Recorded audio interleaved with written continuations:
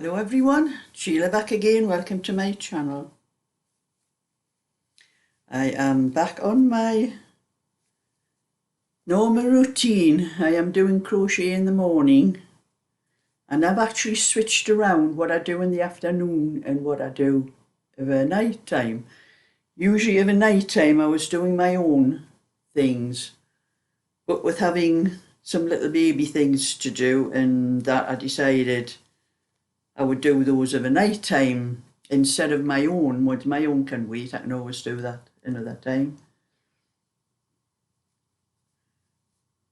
But I noticed something with doing the baby things. I was doing a tutorial, show the little cardigan that I finished. That was a little rosebud cardigan. You know, every time I look at this, it's pink. Sometimes it looks peach and sometimes it looks pink. In the different lights, I don't know what it is. It actually looks peach. It looks pink when you look on the screen, but I'm looking at it here and now it looks peach. It's just funny. But anyway, I was doing a tutorial for this. Well, when I was knitting things like this of a night time, if I'm doing a tutorial, I need a good light. And once I put the light on, it casts shadows over my hands, because I do it in my dining room, on my dining room table, and have the apparatus set up there. And I kept moving around different places on the table trying to get my shadow out the way when the light was on. So I thought, oh, I'm going to change it round. I'm going to do these in the afternoon. And the thing I'm doing of a night time now actually is Derek's cardigan. I was doing that in the afternoon, but I've changed that. And I've noticed something. I seem to get more done of a night time. But anyway, I was doing a tutorial for this. It's a 16-inch little rosebud lace cardigan, and I had one or two people on. I've already done a tutorial for it, but I had one or two people where they were right. There were one or two things I had missed out. I had skipped out on the tutorial, so I thought I'll do it again. So when I was doing it of a night time, I was having to keep getting up, and you know, I'm watching things on my computer. I'm getting up and going, doing things on the with my phone on my back table, and I thought, oh dear, I'm changing that round. So it was much better.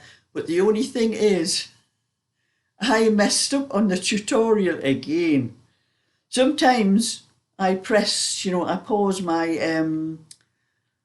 I plug my phone in so that the battery doesn't run out. I have a long lead thing I can plug in, and I leave it on the apparatus. I just keep going backwards and forwards when I get up to certain parts. If I was doing the back, and then when I got up to the armholes, I'd leave it on pause and go back and carry on with the tutorial, and that was the way I worked it. But on two parts of that tutorial, I had pressed that. If I press the pause button too hard on my phone, it starts it and then stops it, and that's what had happened. So I messed up. So I cannot put the tutorial up. I messed it up twice in the video, so I'm going to have to be more careful when I press that pause button again. So I would probably do another one to sell sometime and put it up for the tutorial, and then put it up for sale. So anyway, that's the little 16-inch one I did get finished. And I did find, using my own pattern, I've never used my own pattern to knit this one. And I'm glad I did, because I found just a small mistake. It was to do with the sleeves, where I had, after I had cast the stitches off for the sleeves, and I would normally knit 4 rows, or knit another, you do those 2 rows and then knit another 2 rows and then start the decreasing. Well, on this little one, the smallest one, I should have had to start knitting, decreasing on alternate rows. But I had said to do it on the next 2 4 rows, which was for the 2 larger sizes. And it made the sleeve actually about 4 rows longer than it should have been, because I can explain something to you. See where the back finishes with those 3 little holes, then where you put the neckband on. The sleeves should have finished in the same place, but they were in the middle of the knit rows. So I altered it so that the sleeves finish on the same place, those 3 little holes. But most people I think I've worked around it, they haven't noticed anything, but I have changed the pattern so and put it through a PDF, but I'm going to have to go on to Etsy and change the PDF that I have in there. It probably didn't make any difference anybody, it just meant you had the sleeve was just slightly longer, you would have probably had to pull it into place when you were sewing it. So it's a good thing that, you know, that I'm actually working in my own pattern, because I've never knitted anything from the pattern after I printed it. And there was that one, and then I started this. I had done a little bit of, I had finished the tutorial and I started, the lady wants this one as well. This is my border lace pattern. And she wanted the 16-inch in that one as well. So I thought, oh, I'm not going to start going a tutorial again. Well, when I do tutorials or 2 sleeves, I can knit 1 sleeve before I do the tutorial for the second one. So that's what I did with this one. I've done the sleeve. Then I thought I'll start the tutorial properly from the back. And I've just started casting some stitches on, so I'll be doing that little bit of that tutorial later on today. But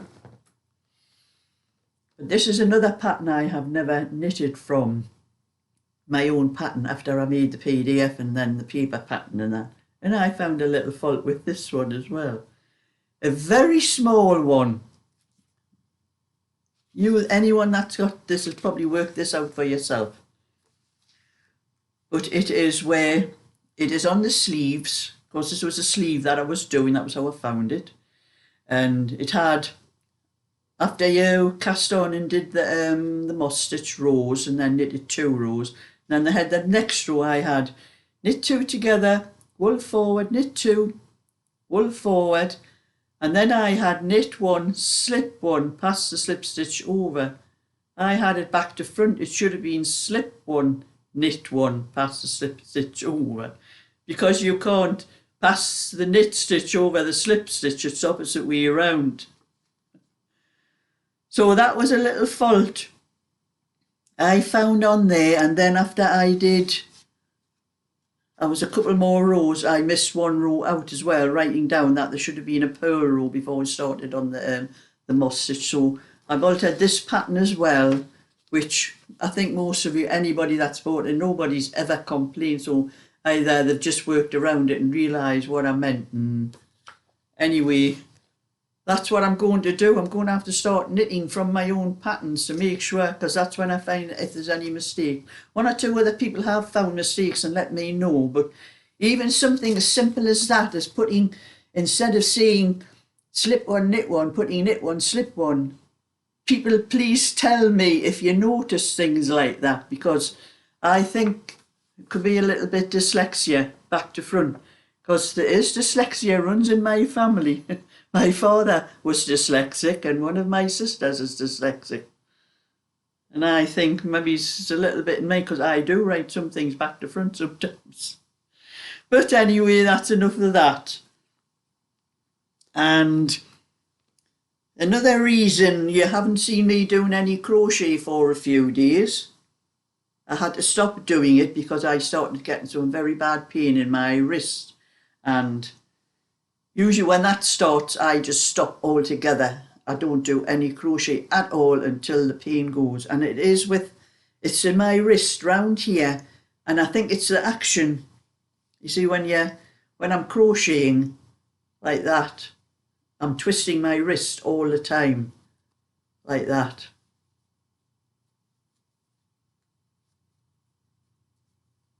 Like you see when I'm twisting, and that's, I think, is what is causing it.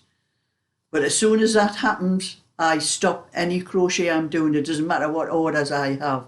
I stop any crochet until it's, I think it was about, I'm not sure, I think it was about Thursday was the last time I did any crochet, and it's now Tuesday. So I've had a few days rest and my hand feels like it's back to normal again.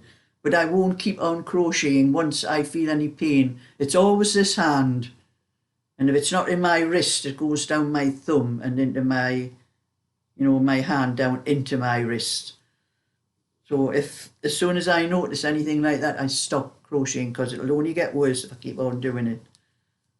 And I don't think it's anything like carpal tunnel syndrome. I think it's just the action of the wrist, the twisting of the wrist like that. And one or two people have mentioned getting, you know, these different hooks and all that. But you know, I have tried, I don't know how many different kind of hooks, long before I ever got any trouble, just because, you know, I see these videos where people go about this one's the best and that one's the best. Doesn't make a blind bit of difference to me, whatever hook I'm using. It is the action of your hand that causes the pain in your hand, not the shape of your hook.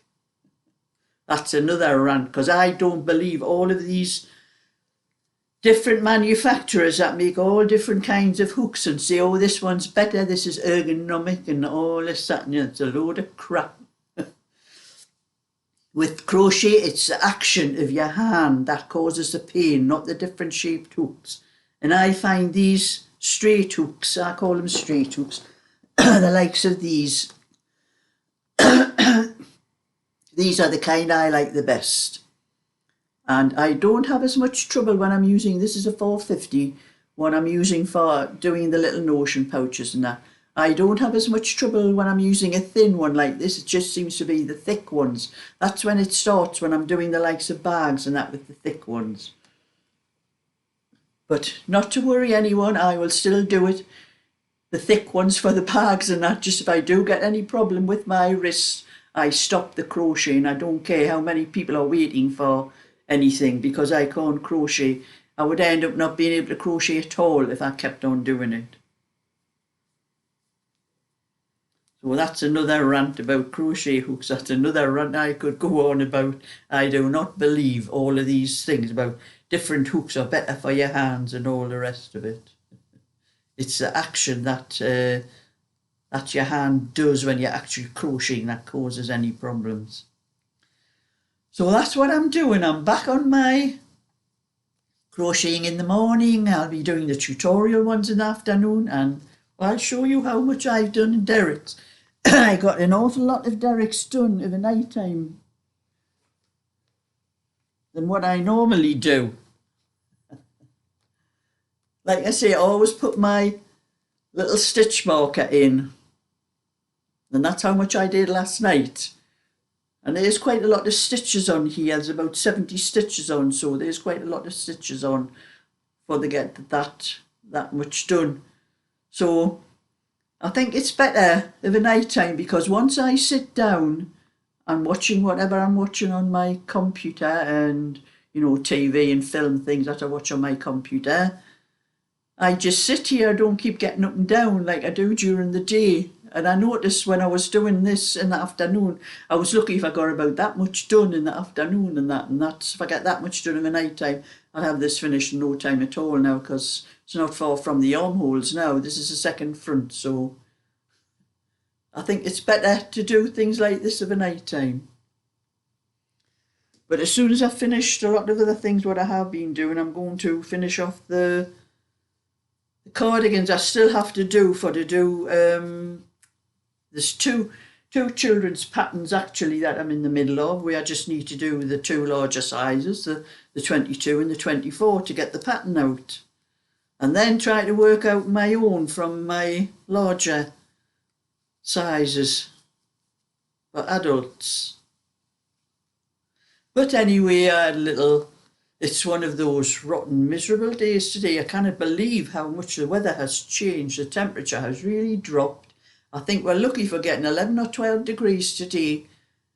The last few days it's been lovely. It's been red hot in my garden. I've been getting one or two things done, and I was at my granddaughter's on Sunday, so I didn't get much done then, but it's been lovely. And today it looks like it's going to rain. It's a howling gale outside and dark. I think it is going to rain. It's very dark, and there's some very ominous looking clouds above there. But then I also noticed something else. There has been a car with the young girl next door. She has a lot of, you know, people come backwards and forwards to her garden, but there's been this particular car. It's a Range Rover, And any of you might remember me moaning about him before. He used to park. Like, he didn't know how to park. He used to park.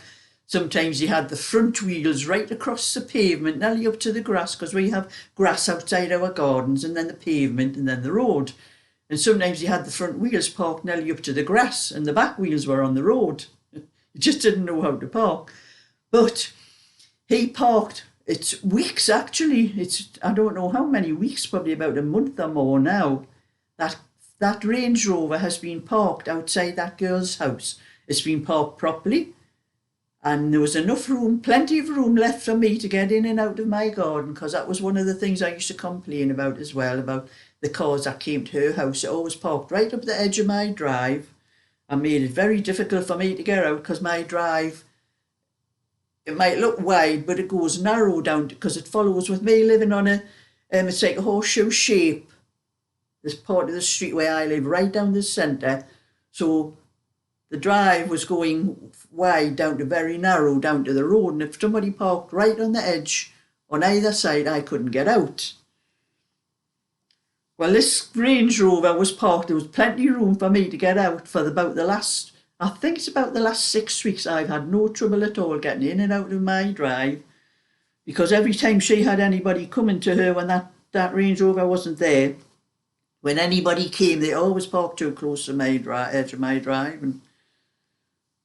But anyway, I don't know why that car was parked there all the time, the Range Rover, because it never moved. And then this morning there was a tow thing, took it away. So the only thing I can think of, it's been left there and the tax has run out on it. And anyway, it's been towed away. Only I'm sorry, because her friends are going to start coming and parking, and I know I'm going to have trouble with them parking again. That's another rant. So when I looked, you can't help but notice you're up at the window to say, oh, I wonder what they're doing there. Then it was one of those like recovery things, and had light things all up, and the long ramp thing, and then they backed it up onto the ramp and onto the lorry thing or whatever it was, and drove it away, and I was sorry. But never mind, I'm just getting on with what I'm doing here, and I could have had quite a half a dozen rants in this video, couldn't I, today, innit? And a little bit about, I had a shopping haul up on an holiday shopping haul up yesterday on my shopping channel, and I've seen this comment before. Someone puts a comment on saying that they never seen any meat in my shopping. And I'm not going to write in a comment and explain why you don't see a lot of any meat in my shopping. A little bit you do, but I don't buy a lot of meat. I don't like things like chops and steaks and things like that. The only meat I could say I really like, I like a bit mince, and I like a bit chicken. Well, I get chicken on a Sunday when I go to my granddaughter's, so I don't need to bother buying a chicken. And sometimes I buy mince now and again, but that's usually just to make my own burgers. I buy pork mince. It's quite some time. I have some in my freezer actually, which I'm going to get out and make some pork burgers for myself. That's what I do with it. And I might buy some steak mince now and again, because I do like to make a mince and potato pie for myself sometimes. But as when I do buy things like that, like the steak mince, I might have enough to make a couple of pies. So I'll have one pie and put one in the freezer, so I don't have to buy any mince for quite some time. And the same with the pork mince that I get for burgers. I usually get maybe 8 or 10 burgers out of a pack of mince. So as I might have an odd burger in a bun now and again, or sometimes I'll put them on like a dinner where I'll have all potatoes and vegetables and that with them. So that's why you don't see meat, a lot of meat on my hauls, because I don't buy a lot of meat, just now and again, except for things like ham, slices of ham, which I buy them for sandwiches, and you know, tins of chopped pork and that, because sometimes I even like to slice chopped pork in thick slices and have that with fried potato or chips or something like that. And then I use it on salads as well. So for that person who notice I don't have any meat on my hauls, I might now and again, if I need to buy, maybe, even though sometimes I do have a little bit chicken, but I do stir fries and I have that frozen chicken. I just like shave a few pieces off to add in the stir fry. So that piece of chicken lasts weeks in my freezer. So just because I didn't want to have to explain all that in a comment on my video, I don't know if that same person watches these videos, but if they do, that's why you don't see any meat on my hauls, my shopping hauls. So anyway, that's it. Thumbs up and subscribe. I'll catch you all another time. So bye for now.